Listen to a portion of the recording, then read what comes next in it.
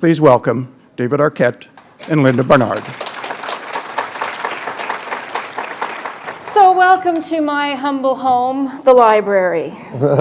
And you introduce us to a really different kind of Sherlock Holmes because he's funny. Yes, it's a humorous take on it.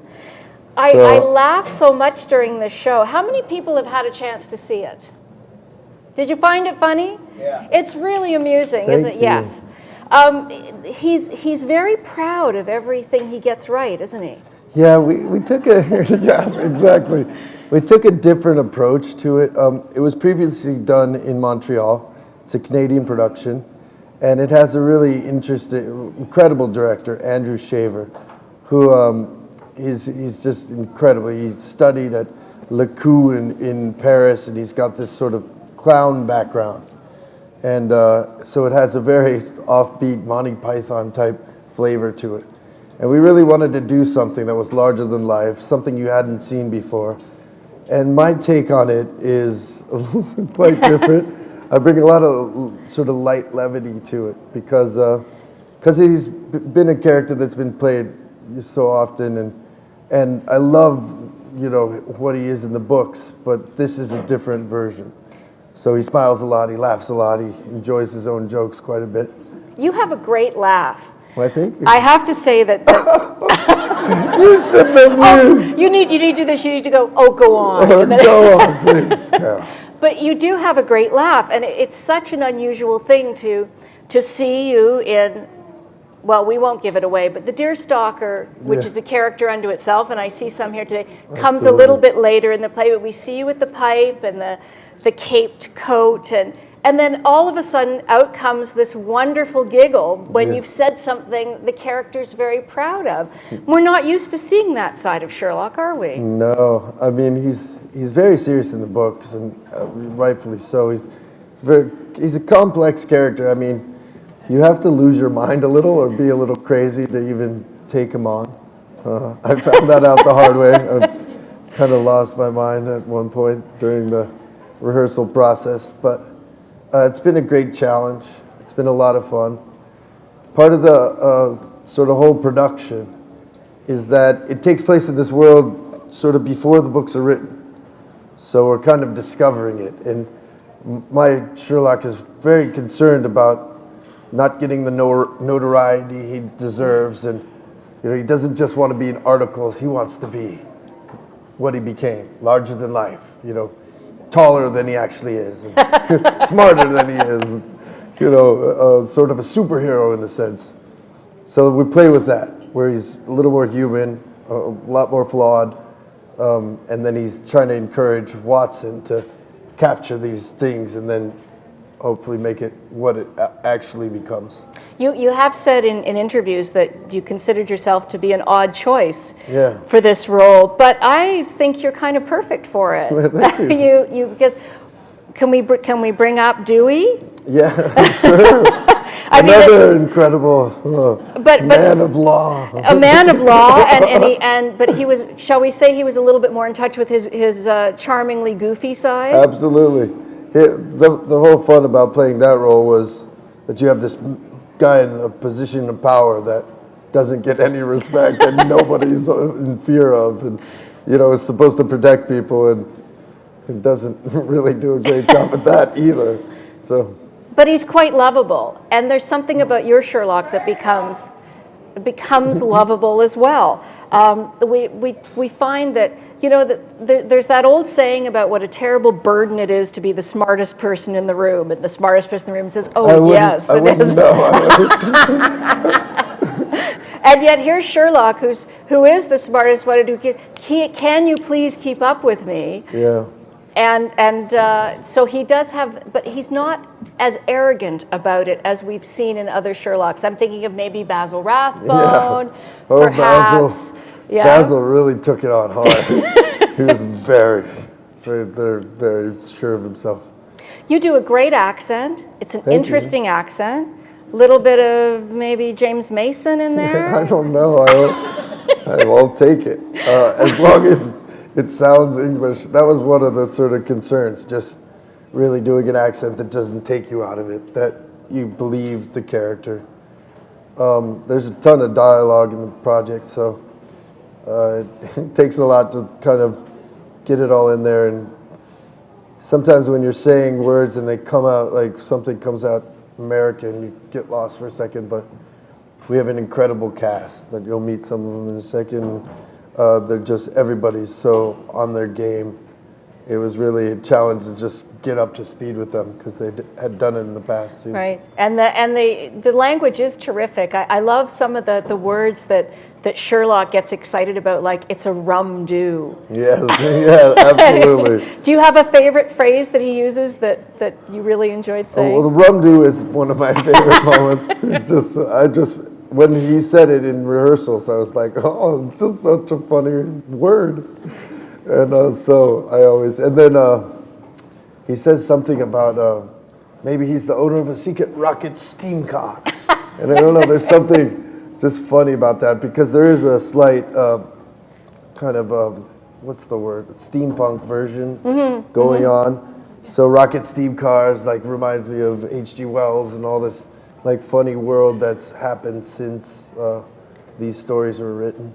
Because that's how the production looks. It has that it's very firmly trenched in its Victorian time, but it also looks kind of modern. I'm thinking about this. There's this great scene that's like an opium-fueled fever dream in an opium den, where things just get completely crazy, and it's almost Andy Warhol-like, and with the spirals and the. Is that a fun scene to do? Well, I'm actually passed out in it, but I'm watching all my castmates just sort of help me go crazy. So it's really fun to watch.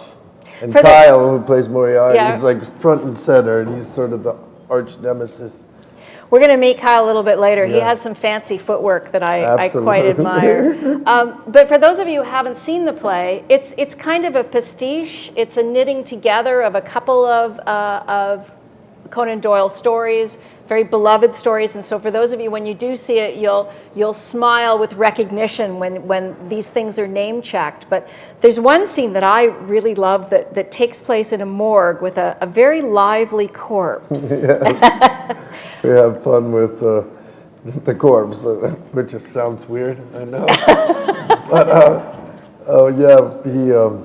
I don't know, there's aspects of rigor mortis setting in that are and it really is a fun scene, and you don't think that there's room for sort of madcap behavior in a Sherlock Holmes story, but there it is, and it fits really well.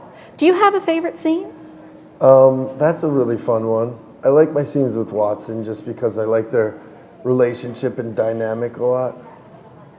It's really fun. James Maslow, who couldn't be here because he has a performance in New York tomorrow night, is really wonderful to work with. He's a tremendous new young actor, and he just brings a different quality as well to Watson. So the banter back and forth, and that relationship within the books is always my favorite. I love how it kind of like parallels his life, Arthur Conan Doyle's life, and now then he started writing and wasn't sort of first thing he was going to do with his life, and he took this strange like destiny kind of took him in this direction. And I love the fact that the first story wasn't really well received, and then eventually turned to be this incredible historic piece of work.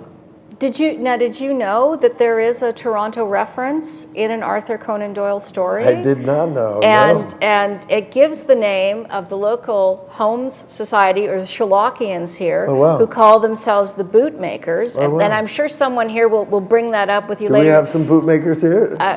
Yes, there we go. Wonderful. And it's from the wonderful, one of the scariest stories I've ever read, The Hound of the Baskervilles. And if that doesn't put a chill on you, as they say in the South, nothing will.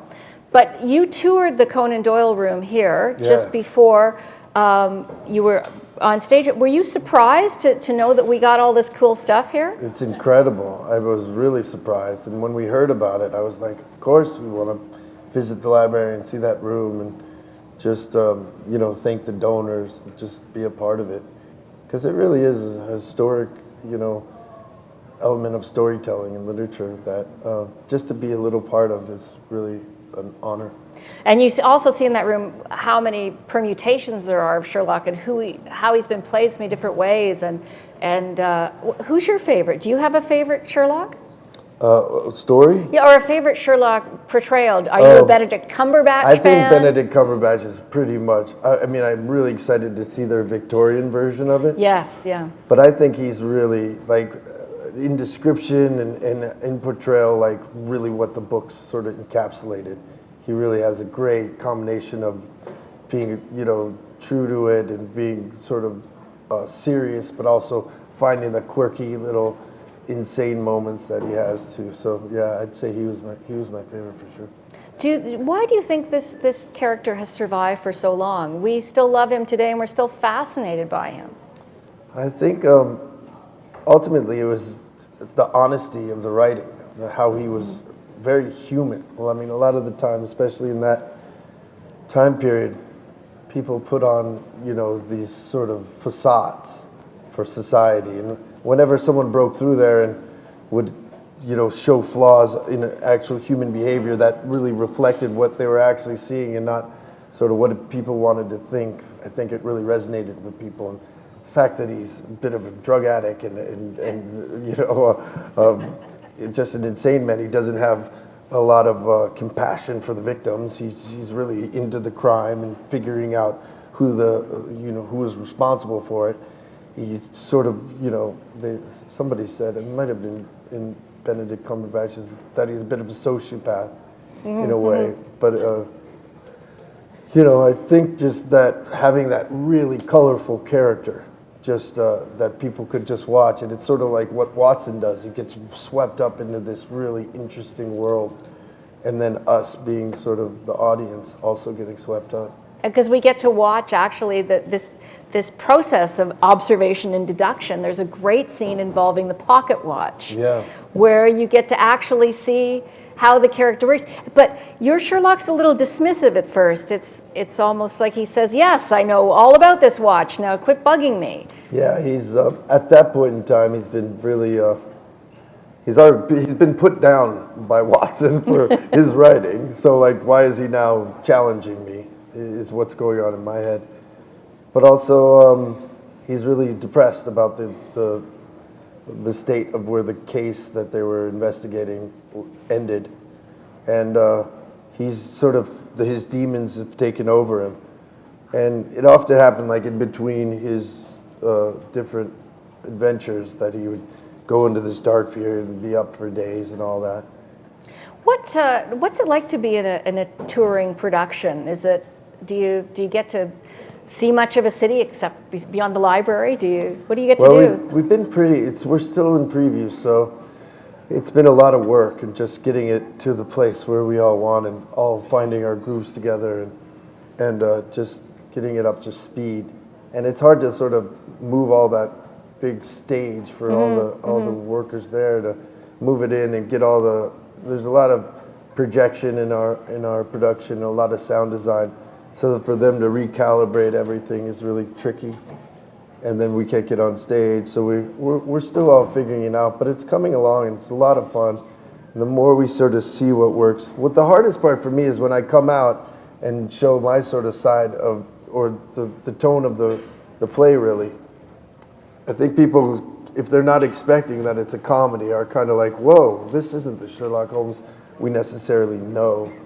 So that's sort of been the challenge, to get people on board, understanding this is really, we're having fun with this. It's not, we don't take it all too seriously, although within the script they do take it seriously. They've drawn a lot of the dialogue and a lot of the information from the different stories, the Study in Scarlet, the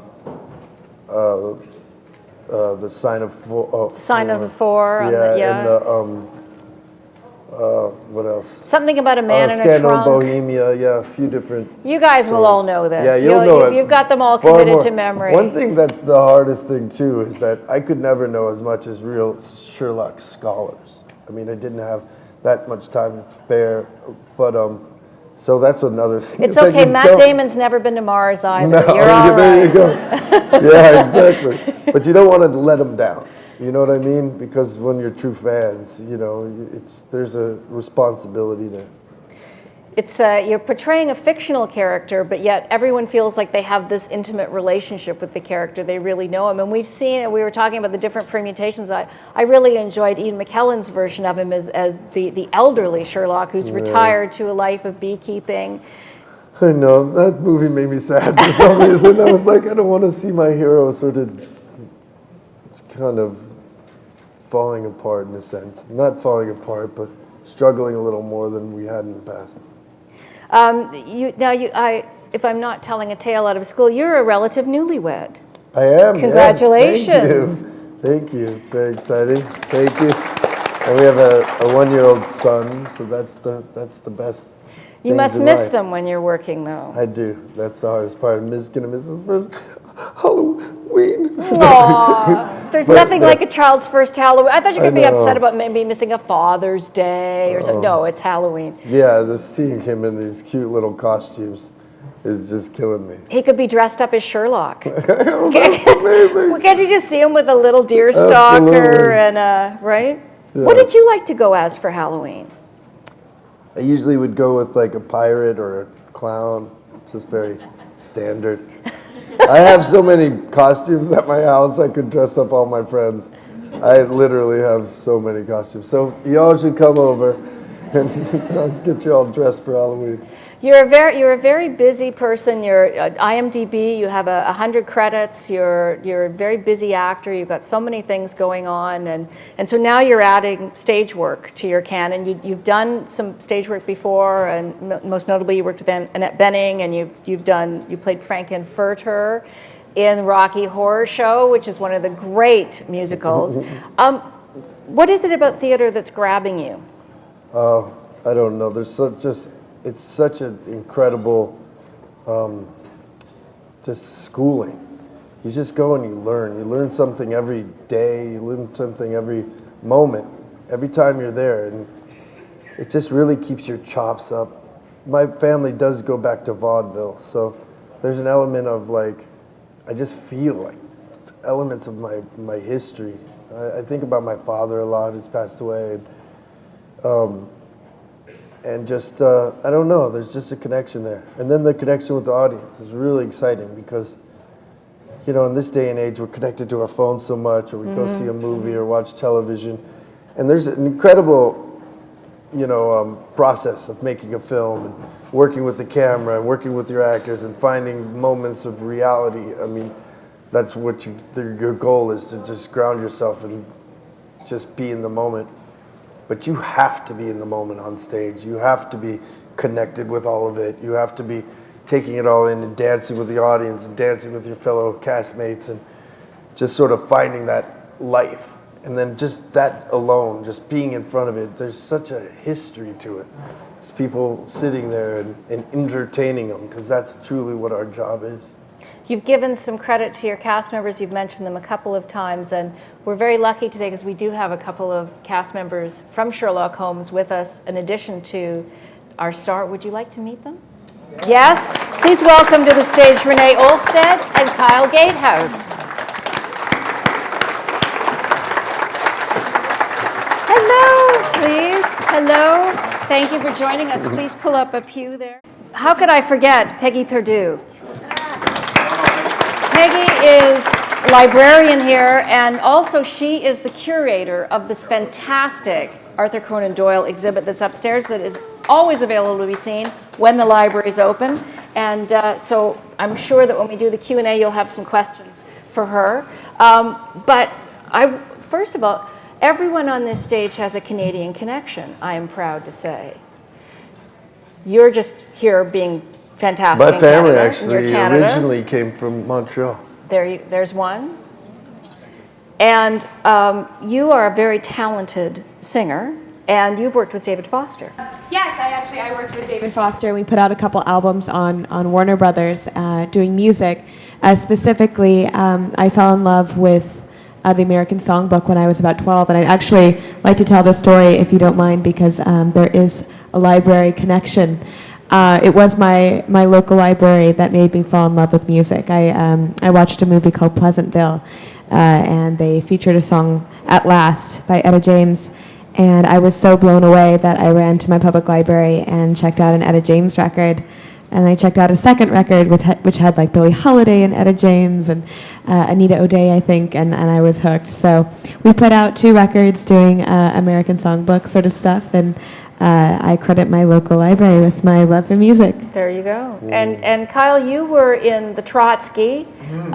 Jacob Tierney directed it. It's one of my favorite independent Canadian films. If you have a chance, please see it. I do believe it's on Netflix. And also, it starred Jay Baruchel, who made the original Sherlock character when this play opened in Montreal a couple of years ago. Yeah, that's right. So 2 years ago, we had done this production with the same company, a lot of the same actors, with a different Sherlock, a different Watson, and a different Irene. And Jay Baruchel, yeah, he played Sherlock back then, and that's how I knew him. I knew him from the film, and we both grew up in Montreal together, so we knew each other just from the acting community and being around. And Peggy, your Canadian connection is? You live here. My Canadian husband, I guess. That's right. Yeah. And also, you are a bootmaker. Yes. A proud bootmaker, right? Of course. Okay. Renee, I wanted to ask you about your character. She is a very fierce feminist. She's proud. She keeps saying all through this play, you guys are not going to go out there and solve this without me. Well, I think there's a very duplicitous nature in Irene. Most people know her as Irene Adler. In this adaptation, she's Lady Irene St. John. She's a countess. And she still has a lot of the same characteristics that you would think of, a lot of static things, such as she's American, she's got one foot on the wrong side of the law, she's up to no good. But I think we spend a good deal of the play trying to decipher exactly where she falls and how bad of a girl she's been. But she's part Bond girl, part Bond villain, I think.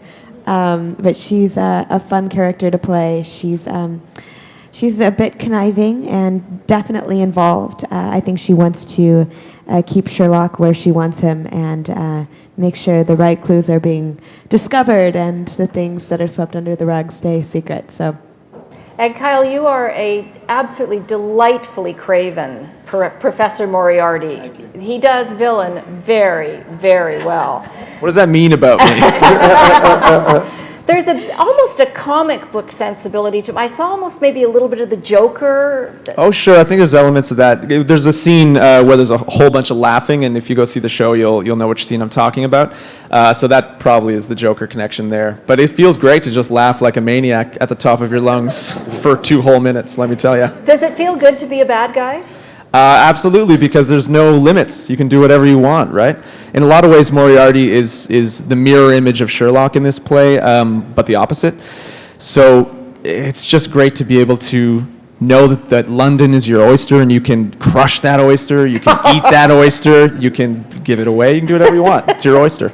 Peggy, have you had a chance to see the play? No, I have tickets for November 6th. Very much looking forward to okay. it. What's your favorite story of the Conan Doyles? Which one do you like best? My favorite one is The Sign of Four, because that one has a really romantic Watson in it. And I'm a Watsonian from way back. We can't convince you to be a Sherlockian just for today? I'm a Sherlockian, oh, too. Good, okay. Yeah, there's layers. What's it like for the three of you working together? How do you get along, and do you spend time together when you're not working, or? We pretty much work all the time. We just have to then go back and rest back up. So we've hung out a little. Yeah, no, it's been really good. Being in the theater, you fall into this rhythm of doing a show, and then, oh man, the show's done. We got to go get a drink, and then you go get a drink, and then that ends up happening most nights. So yeah, it's been really great. I love working with these guys. What drew you to playing Lady Irene? What made you want to grab this role? Well, she's very exciting, and I've never played a femme fatale before, so this is kind of a departure for me. I grew up on television, and I was playing older when I was younger, and then I was playing younger when I was older, so I feel like I spent like at least a decade in high school, and I was so excited to finally play an adult, a conniving, interesting, independent adult with her own goings-on and not concerned about boys. constantly. So it's been fun and it's been exciting, and I think that anyone who's an actor dreams of playing a role in a Sherlock Holmes story. It's so interesting, and I think that Mr. Arquette really hit the nail on the head when he said, there's such a high standard, you really want to do it justice, because so many people do feel connected to these stories, and I'm really proud of what we've come up with. It's fun, and I think the audience really enjoys it. And it does have comedic moments, which I feel, such as life. Life isn't all serious; it's not all comedic. But I think we kind of explore the fun moments, and then we also give you a story that's very mysterious and intriguing and interesting. And I think the audience is really engaged the whole time. Speaking of the story, Kyle, the script is beautiful. It's so well written, and Greg Kramer did such a great job with it. The late playwright. You've spoken these words a lot. What is that? What does the way that the script works mean to you? Yeah, Greg did an incredible job of taking elements from across the entire canon and weaving them into one cohesive story that is a new mystery, so you don't just show up and go, oh, I've read that book, I know how this goes. Yeah, Greg was a great fan of Sherlock Holmes and had read them all, and then just took elements and was a fantastic man and a fantastic writer. I'm really happy that I get to say his words. He has since passed on, but he was a close friend, and we made theater together in Montreal, had done different plays together, and it's an honor, a real honor to be able to do my friend's work. Who's your favorite Sherlock? Is that question for me? That is for you. You're on the hot seat. Well, it's really... Other than Mr. Arquette. Okay. Well, present company excluded. It was actually really funny because I did a lot of research in watching all the different adaptations of Irene and all the different Sherlock Holmes stories. I do love the Benedict Cumberbatch BBC incarnation. I think it's fantastic. I love there were some amazing black and white films. I'm trying to remember the actor's name. But I believe from the 30s. Can someone help me? Basil Rathbone. Thank you, sir. I appreciate that. That was... Thank you, Professor Moriarty.